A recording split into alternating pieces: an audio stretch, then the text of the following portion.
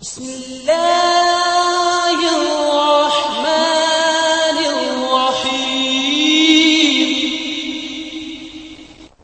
پیش خدمت ہے سلطانہ ڈاکو کی آخری اور قسط نمبر 2، جس میں اس کی پراسرار زندگی کے ساتھ ساتھ پراسرار گرفتاری اور پھانسی کے مناظر دکھائے جائیں گے۔ تو برائے مہربانی یہ ویڈیو دیکھنے سے پہلے میرے چینل سبسکرائب کر لیں۔ سلطانہ ڈاکو کے خلاف سخت کارروائی کرنے کے فیصلے کے ساتھ حکام کی ہدایت پر پولیس نے کئی کارروائیاں کیں، مگر سلطانہ جیسے ڈاکو کو گرفتار کرنا آسان نہ تھا۔ اس کی ایک وجہ تو سلطانہ ڈاکو کے مخبر تھے، جو پولیس کی کسی کارروائی کی اطلاع اس تک پہنچا دیتے تھے، اور دوسری جانب غیر دیہاتی سلطانہ کو اپنا محسن اور ہمدرد سمجھتے تھے، کیونکہ وہ غریب تھے اور غریب کی مدد کرنا اس کا شیوا تھا۔ وہ اسے پناہ دینے کے ساتھ ساتھ اس کی حفاظت یقینی بنانے اور اس کی خاطر جان دینے کو بھی تیار رہتے تھے۔ ان حالات میں پولیس کے لیے سلطان تک پہنچنا بہت ہی مشکل ہو گیا تھا۔ اس ڈاکو کا سرنام سلطان تھا، جو نامعلوم کب سلطانہ ہو گیا۔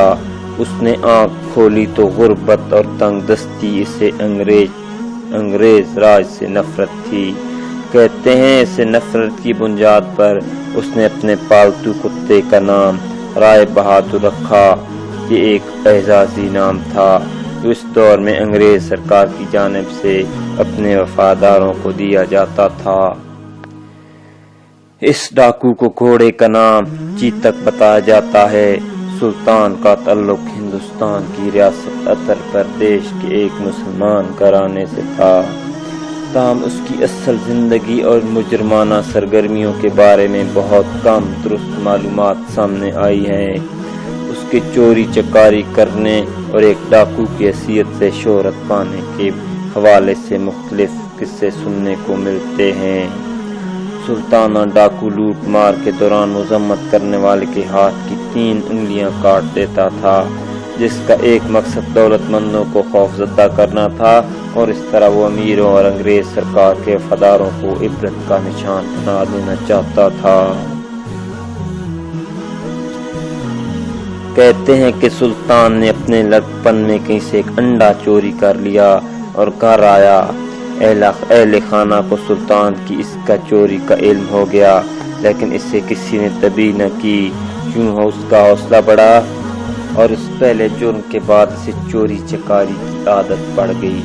چھوٹی موٹی چوریوں میں کامیابی اور ناکامی کے علاوہ کبھی پکڑے جانے پر لان تان اور تھوڑی بہت مار پیٹ بھی ہوئی، مگر اس وقت پانی سر سے گزر چکا تھا۔ اس کے دل سے ہر قسم کا خوف دور ہو چکا تھا۔ سلطان کو چوری کرنے میں مزہ آتا، پھر وہ وقت آیا جب اس لڑکے کو سلطانہ ڈاکو کے نام سے پہچانے جانے لگا۔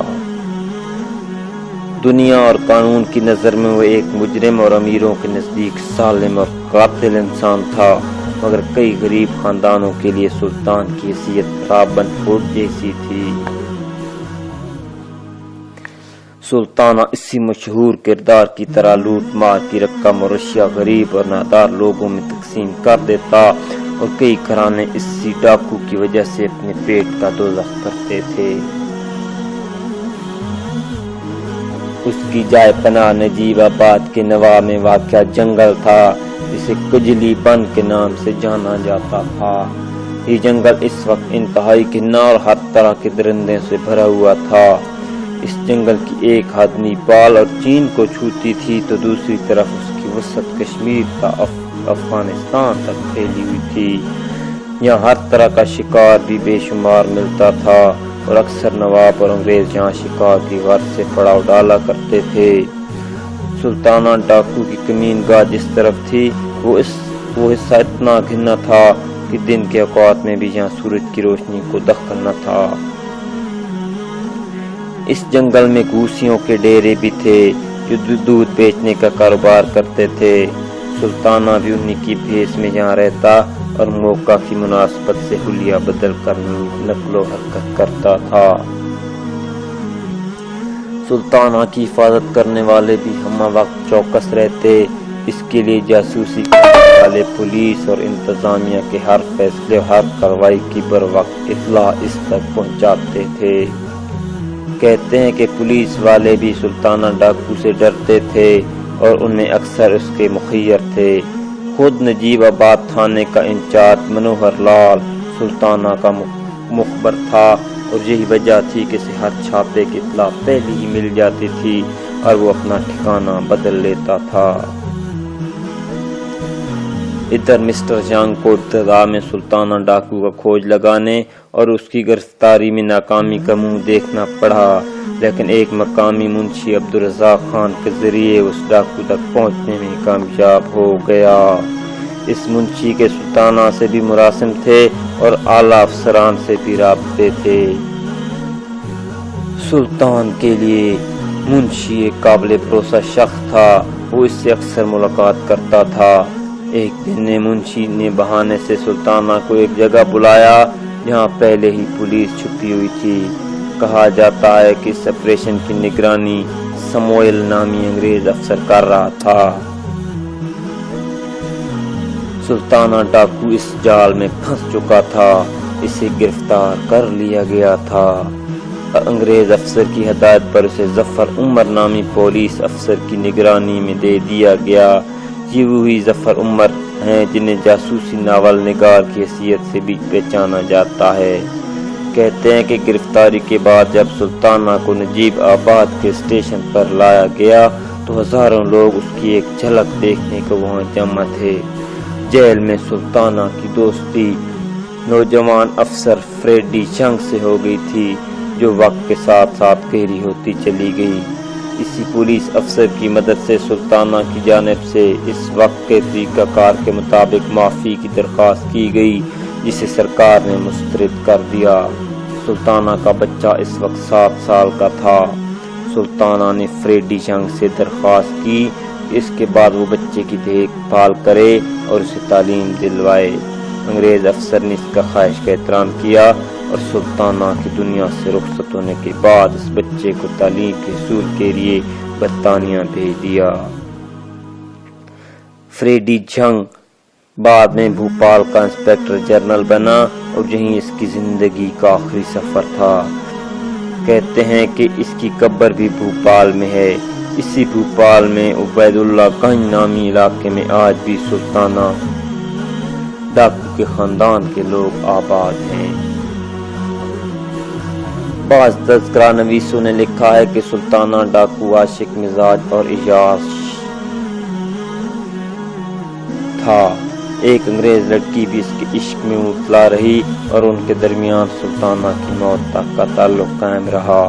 سلطانہ ڈاکو کی جرائم کی فہرست بہت طویل تھی۔ اسے بے رحم لٹیرے اور قاتل کے طور پر ثبوتوں کے ساتھ عدالت میں پیش کیا گیا اور مقدمہ کی کارروائی مکمل کرنے کے بعد عدالت نے سلطانہ کو پھانسی کی سزا سنائی۔ 1924 کی ایک صبح سے سزا پر عمل درآمد ہوا اور سلطانہ ڈاکو ہمیشہ کے لیے اس دنیا سے رخصت ہو گیا۔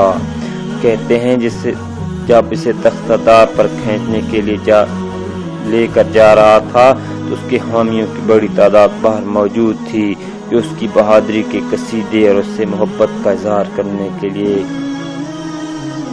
مختلف قسم کے لوک گیت گا رہے تھے۔ تو ناظرین محترم، یہ ایک پراسرار کہانی اپنے اختتام کو پہنچی۔ مجھے امید ہے آپ لوگوں کو پسند آئی ہوگی، تو برائے مہربانی میرا چینل سبسکرائب کر لیجئے گا اور اس کا نوٹیفیکیشن بھی آن کر لیجئے گا۔